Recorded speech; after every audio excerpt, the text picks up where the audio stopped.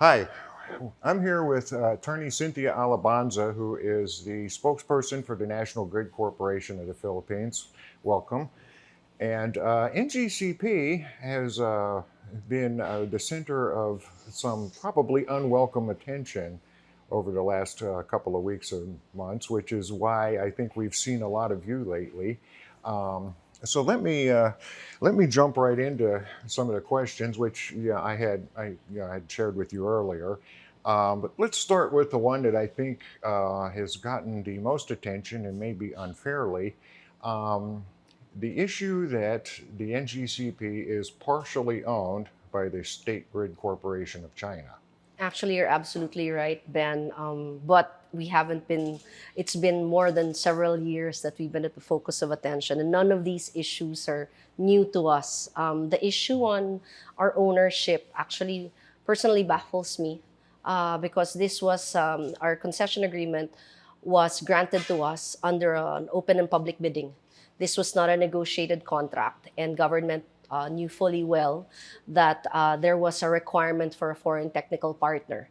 So all things being equal, it was the best financial bid for government that was granted the concession agreement. Mhm. So this is not, it wasn't like a negotiated or special contract given to the consortium that ended up incorporating itself into the NGCP. Okay. Um, but it was still from China. Yes. Yeah. So, yeah. Again, any of the bidders that had come in, actually, let me just put that into context. Government really wanted to privatize Mhm. the National Transmission Corporation because there was really a need for funding to pay off its energy-related debt. So at that time, there was also a requirement for a foreign technical partner. So after four rounds, there were three failed biddings, and it was only at the fourth bidding that they reached the price that they needed.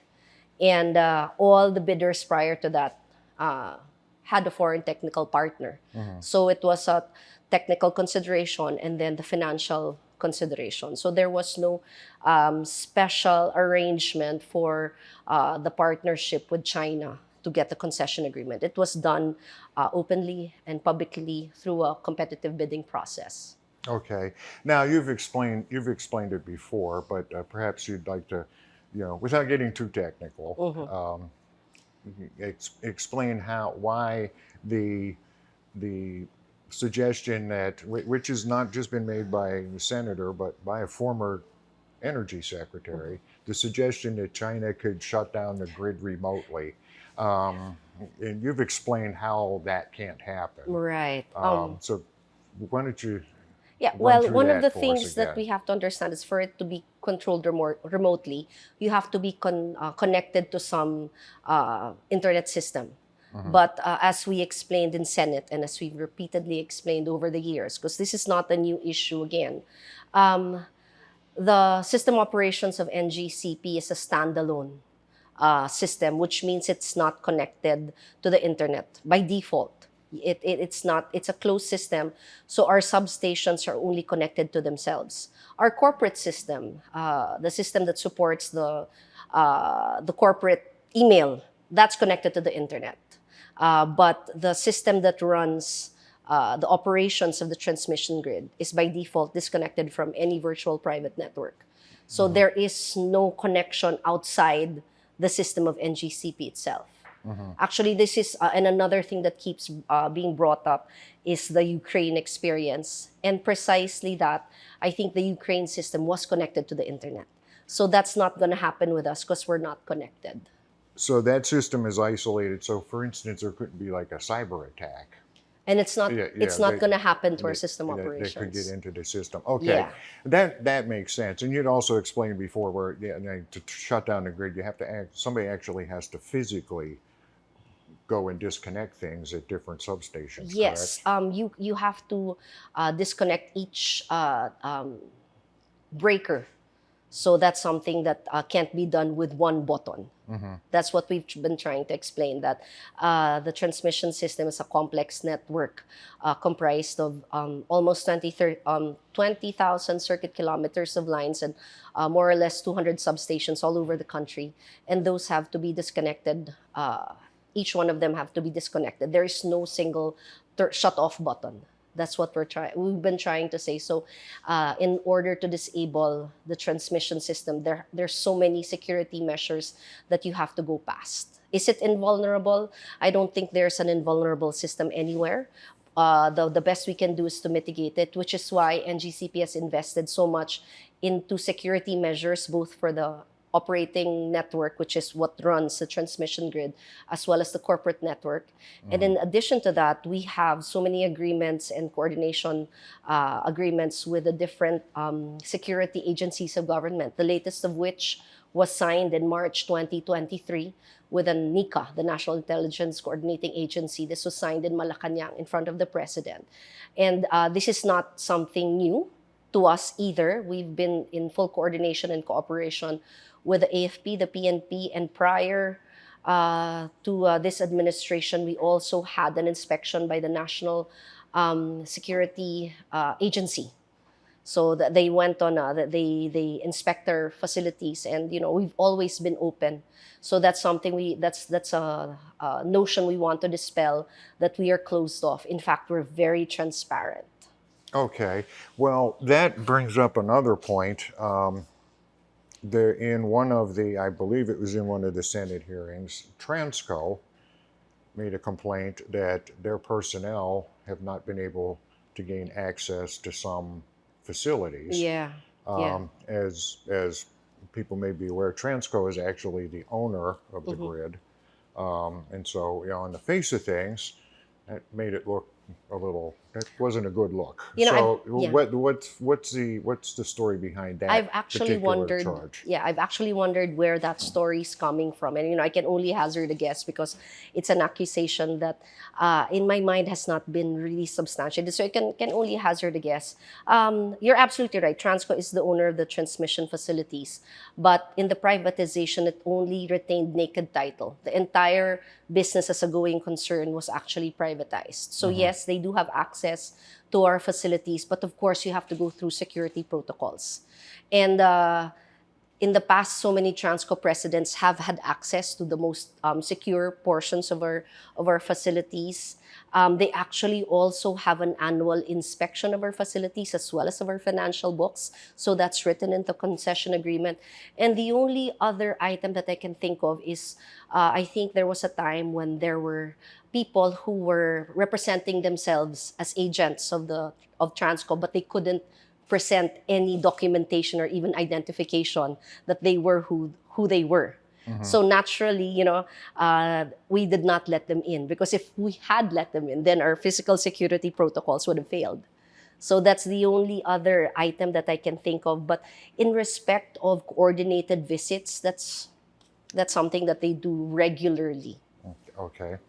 Now, the one question that I had asked you before, with the notion that China can shut down the grid, by pushing a button or making a phone call, with that pretty well dispelled, there is a pretty good representation, as there should be, as a major shareholder of the State Grid Corporation on the board and within the management of NGCP. So how much influence do they have, over what happens, day-to-day operations or larger strategy, and what safeguards are in place to make sure that what NGCP's leadership does is squared with, the Philippines' energy security and development goals?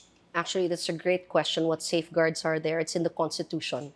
The Constitution says a public utility cannot be owned by a foreign company, and at least 60% should be owned by Filipinos. So in this case, NGCP is 60% Filipino owned. So that's your safeguard right there. So like any other investor, they do have a representation in the board. So out of a 10-man board, you have 6 Filipinos there. And that's precisely the safeguard there that's enshrined in the Constitution. And even with the Public Service Act, I think recently passed, allowing full foreign ownership of several public utilities, transmission was exempted from that full foreign ownership.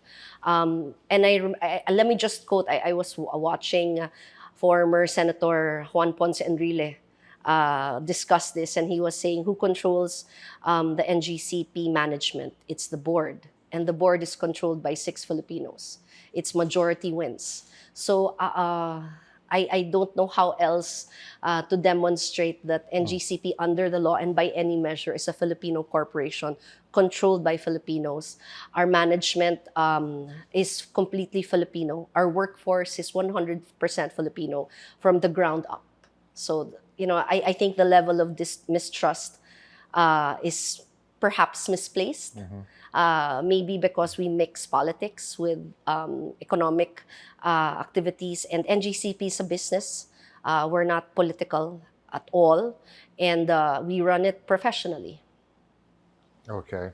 Well, let's put that issue to rest. I think that was, of the various questions that NGCP has faced, I think that is probably The most controversial. the most controversial and maybe the one with the least results, because in researching for this interview, I actually had spoken to several other transmission companies in different countries, including in Australia, Yes. where the State Grid Corporation owns nearly half of that particular Absolutely. business. So You're absolutely yeah, right. Now, yeah. Australia, Portugal, Greece, Brazil, we're not the only ones where Right. SGCC has a presence. Okay, well, let's move on to another question, and this is one that's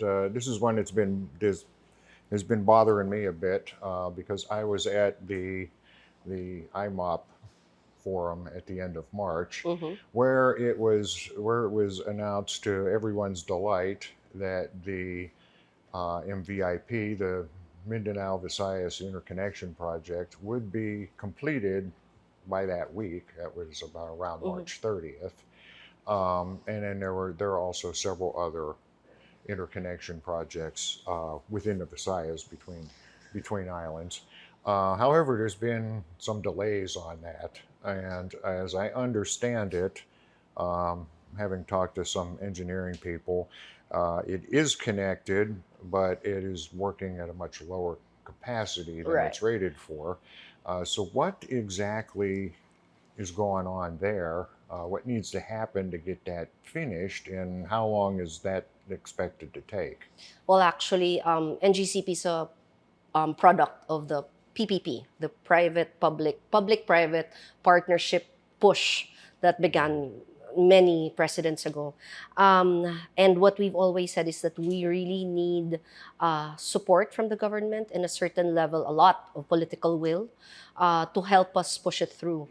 We were looking at the statistics, and I was surprised because I've been hyper-focused on our ability to turn over the projects. But in other jurisdictions as well, it takes anywhere from 10 to 15 years to complete a transmission line. And if you look at the timeline for the MVIP, we completed it in 7 years. That's already considering the 3 years of COVID. And even the COVID delay did not translate into a 1-day delay, and you have 1 day to recover. And, we pushed to continue with our activities, but we were also very limited by the fact that government itself was on shutdown for much of the last 3 years. So again, we have had several initiatives on our part to try and facilitate at least the external sources of delay, among which would be we requested and we were granted, I think late last year, our request to the Supreme Court for regional trial courts that are dedicated to expropriation. We also had an initiative with the Department of Interior and Local Government to streamline and make uniform all the requirements for building permits. Because by experience, we've seen that the requirements keep on changing. There is a law that says that within 30 days, these permits have to be issued. But the loophole is that it has from completion of all requirements. But the thing is, you complete the first set and then they have a second set of requirements, a third, a fourth. So the target keeps moving. So that's something that we are hoping will be issued soon. We started that initiative, I think, in 2021, and we're hoping that that circular from the DILG will be issued soon so that we can front load the requirements for the permits. We've also seen that the construction industry, as it is now, may not be able to accommodate all our requirements for construction because building transmission lines is a highly technical exercise. So, I recently found out when we were trying to push our teams to complete the last few steps that even the pulling of the wires, the overhead ground wires, the cables, onto the transmission towers requires specialized equipment and highly skilled workers. Because if you pull it the wrong way, it can actually cause the tower to collapse. And they were telling me, of course, I don't have the details on this, it was just an anecdote given to me by our technical team, that such collapse actually happened during the time of government. So that's something that they need to make sure that the people who are doing this is qualified. And there are a very limited number of what we call stringing teams with the right qualifications and the proper equipment. Because the push for more transmission facilities has grown so much in the last few years, which was not the same as it was 10 years ago. So I think even the support industries must adjust to this growing need as well. So is that the hang? Because the one example that I got was the connection between Cebu and Negros, Yes. and the explanation that I got, and this was told to me confidentially, so I can't tell you who it was. It was one of the generation firms. But the explanation that I got was that there are 4 lines, I believe, that go under the sea, Okay. and that part is fine. Yes. That, Correct. that's been okay. But the problem is the connection on either island is You're right. delayed, so that only one of those, so that the news that we've got that this connection has been energized, which, yes, that's technically true, but it's only one of the 4, and so it's a very small capacity because you don't have the connection properly on either side of the strait. So is what you're explaining with the shortage of technical people and Yes. problems with permits? Does that explain all of that kind of thing? Absolutely. I'm glad you brought that up because I think you're referring to the Cebu Negros Panay interconnection. And absolutely, I think we've finished the submarine cables, as even for that of the MVIP, the Mindanao Visayas interconnection, the submarine cables where you don't really require as many permits, and you don't deal with many landowners, that's easy. That was funded and built I think as early as 2019, 2018, much earlier Right. than the actual completion, because then, you just really need to be able to fund it. And funding is never a problem on our part.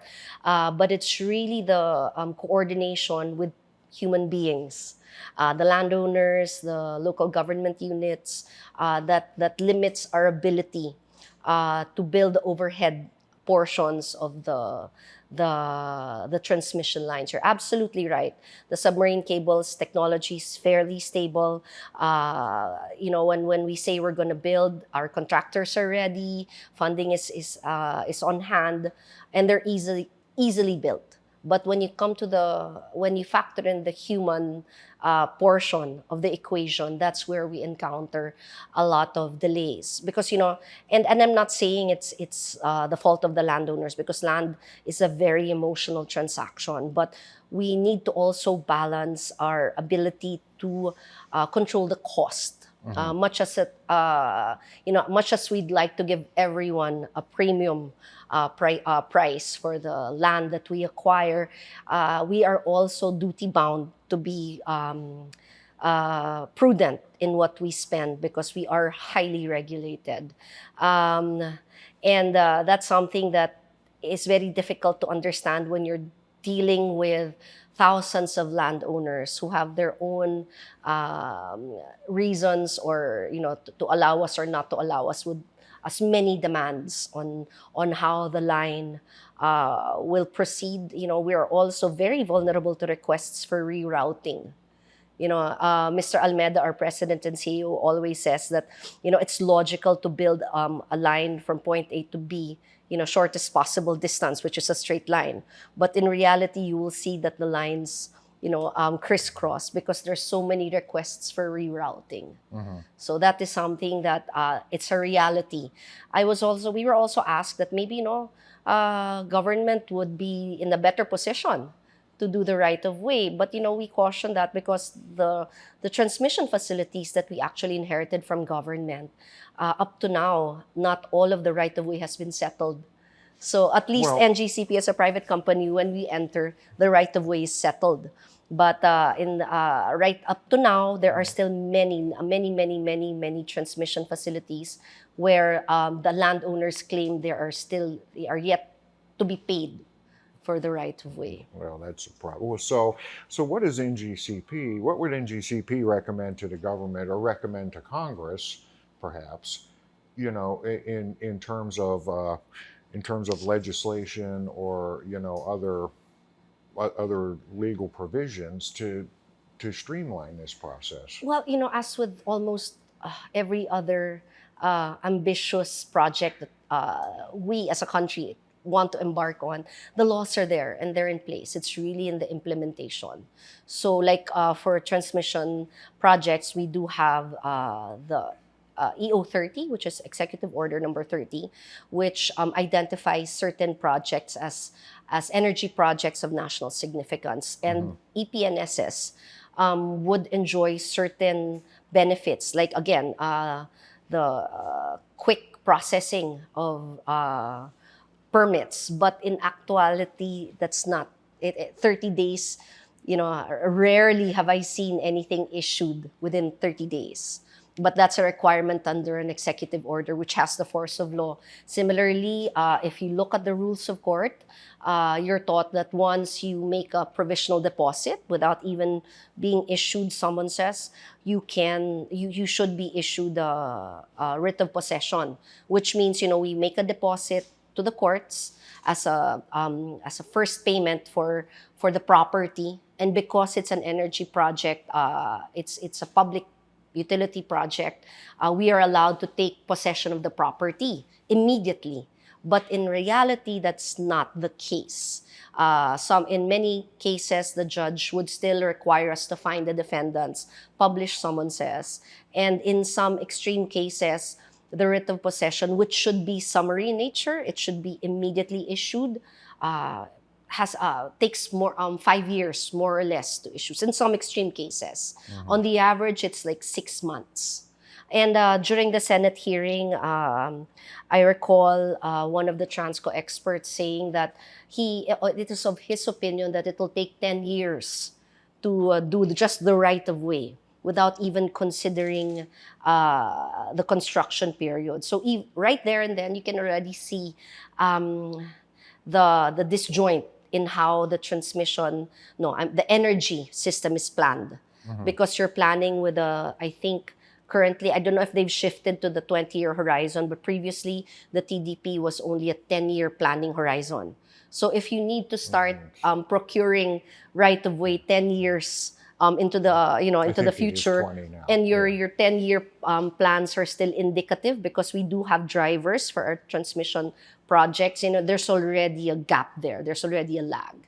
So, which is why NGCP's always advocated a more holistic approach to planning the industry. Because at the end of the day, I keep saying this, in order for the industry to deliver power to where the consumers need it, you have to have enough generators, you have to have a sufficient transmission system, and you also have to have a sufficient distribution system. And anyone in those 3 sectors of that industry, any deficiency in any of those sectors will cause a ripple effect on the rest. Okay.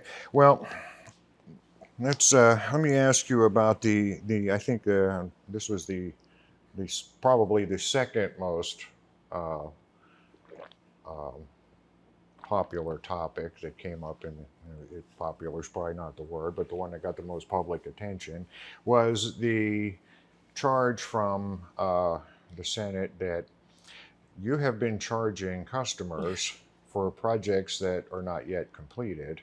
And it also goes along with there was a story that came out that a significant portion of your profits over a period of several years went back to dividends rather than into investment Yeah. in new projects. So how would you respond to those? So let's take your first question first, regarding how we fund our our projects. First of all, this is the regulatory framework that we stepped into, because when Transco was privatized, there was no special arrangement given to the consortium that ended up as NGCP. We literally stepped into what government was doing, the regulatory framework, how projects were funded, the recovery mechanism. And even then, the reason the projects are being charged at the time they are being built, this is, I think, in an effort for the regulator to lessen the impact on the consumer. It's like buying a condominium unit on pre-selling. They're still constructing it, but you can go and start making payments on it. Well, yeah, but Yeah, I but mean, that's but I know when that yeah. when my I unit have is a going to be finished, yeah. I and have a second yeah, point, and okay, actually a third. That would be my third. Second, because there is a regulatory delay on our part, many of our projects since 2016, which is when the last regulatory reset period ended, 2015, it was 2011 to 2015. So many of our projects, 2016 onwards, have not been fully recovered. The Hermosa San Jose, backbone line, which had an applied cost of 10.5 billion pesos. But I think, considering many of the other issues, it cost more. We were only allowed to recover 20 million pesos, 19.9. That's not even 1% of the project cost. So that's something that must also be considered. In fact, we're out of pocket right now. And again, even then, we stepped into this regulatory framework that government, when it was building it, also charged for projects as they spent it. But right now, because of the regulatory lag, we are not, our expenses, what we are charging does not consider all of our projects 2016 moving forward. The regulatory process for the fourth period, which ended, I think, in 2020, so it's finished, is still currently being heard and undertaken. And the fifth regulatory period, where we're in the middle of the fifth regulatory right. period, that should have been issued 3 years ago, it's still being heard as we speak. So, we've been working on an interim maximum allowable revenue that is no longer responsive to the requirements of the transmission, the requirements, the demands for transmission development. So on the third point, this is something I think that it's not unusual. It's not unusual. It's really the standard practice.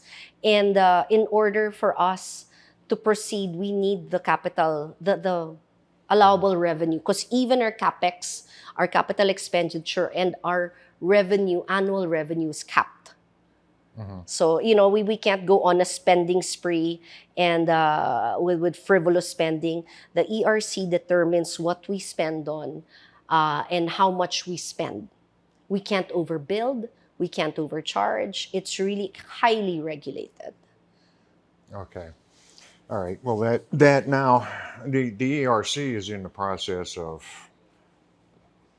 working through that backlog, which is I don't think the fault of the current ERC. I think the last two have been the ones that have delayed that. Um, but the last the last um, piece of document that I looked up from the ERC concerning that was they had granted your NGCP's request for an extension for some Yeah. filing, but made it clear that this was going to be the last extension. So, have you have you submitted what you need to submit to the ERC so they can proceed with that a little more quickly? You have work that ordinarily takes, the reset process must be initiated a year before. Mm-hmm. This process, I think, started in December for 2 regulatory periods. So Okay. you're Well, squeezing that yeah. 2 years' work into 6 months. I mean, I think by any Well, yeah, measure, that's look at something it that's a from. tall order for us as Well, well. but if you look at it from Attorney DiMolanta's point of view, she came into the ERC, which is terribly behind in its work, and is also determined to to clean up the mess on that end, which I think she's doing a fairly good job. Yeah, and Um, by the same measure, I think you should also there is merit in looking at it from NGCP's point of view, mm-hmm. that the regulatory reset delay was something that we did not want. Right. In fact, in the previous ERCs, they were supposed to initiate the process by issuing the issues paper, Mm-hmm. which they didn't. And in order to, to boost that process, we actually were the one who initiated the process. So this is something that we want. And I honestly don't think we should be penalized for it either, because this is something that nobody wanted to happen, but it's a reality. And it's not as if NGCP caused it or benefited from it. In fact, we have the short end of the stick in that respect. Mm-hmm. Okay. Now, another thing that people have heard about for probably several years now is the issue of the ancillary services. Okay. Yeah. First of all, if you could give us I know what they are, but for the benefit of the people listening, if you could give us a non-technical explanation Yeah. of what that means. I think the ancillary services causes a little bit of confusion because the technical term involves the word reserve. Mm-hmm. Reserve makes you feel like it's a buffer for supply, but it isn't. Mm-hmm. Ancillary services is actually power that is not for sale or for consumption by the user, but it is power procured by the transmission service provider to balance and make sure that the power that reaches the distributors, our customers, is of good quality. What do I mean? The easiest way I can imagine, at least personally, when I try to imagine what ancillary services is, it's like imagine water pressure. You have to maintain a certain level of water pressure to have a continuous flow. If the pressure is too high, then at the end user, it's going to, explode out of your faucet. If it's too weak, then it might not reach the second floor of some buildings. Similarly, we need to be able to balance at certain levels the electricity that we get from the power plants and that we provide the distribution utilities. There are several levels. One would be the first level, which is the regulating reserve. So what do I mean by regulating reserve? For example, you come in from you wake up at 6 o'clock in the morning, and the consumption it's at a certain level because the offices aren't open, businesses aren't open, so the consumption is relatively low. But the minute you hit 8 o'clock, or even 7 o'clock, when everyone starts putting on their air conditioning and all the lights and everything comes on, there's a sharp increase in consumption, and the market or the suppliers can't immediately respond to that sharp increase. And if NGCP does not use its ancillary services, that will result in low frequency. Right. Because the water pressure, it's like, when you open 10 faucets at the same time, we have to have that ancillary service to maintain the water pressure. If we don't have it, you'll get trickles. So that's one level of ancillary services. The other one, you could make an analogy out of a spare tire, which means you have a spare tire. It will serve the purpose of making sure your car is running, but it's not intended to be used the whole time because it's a different quality. It's not it's different. So the intention is to always have that on reserve in case one of your tires, one of your four tires, have an issue. But it's only meant to tide you through until you get your broken tire replaced or repaired. So that's ancillary services. Your tires could be your major supply. So when there is, people have been saying, oh, it's your obligation to have reserve. Yes, but not the kind of reserve an ordinary person would think a reserve should be. It should just be balancing. So if it's our obligation, if it's not our obligation, if it's our obligation to provide that reserve, why are there power outages? Because let's say in a car, you have one spare tire. In those times that we were having red alerts and they were pointing to a lack of ancillary service, it's simply because that spare tire is already in place, it's already running, except that you had three flat tires. Where is Right. NGCP going to source the reserve? First of all, we're not supposed to source replacement. The replacement power that's not that we're legally not allowed to buy and sell electricity, and the reserve is only to a certain extent. So where was that reserve? It's there. It's running. The contracts are running. It's just that the supply required for replacement is not there. So your car still isn't running. Okay.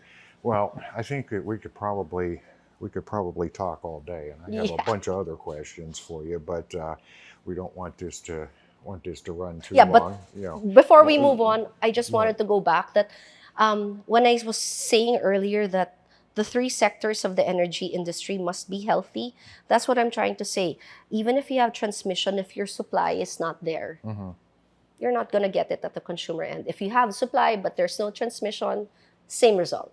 So I think that was, there's no single factor in play here. So the approach has to be holistic. Okay. Well, let's leave it there for now. And like I say, I think we probably are going to talk some more, but we'll we'll take a deep breath here and leave it at that for now. Hey, thank you very much for coming down and clarifying a few things. I hope for everybody, and hopefully we'll see some improvements in the coming months and years.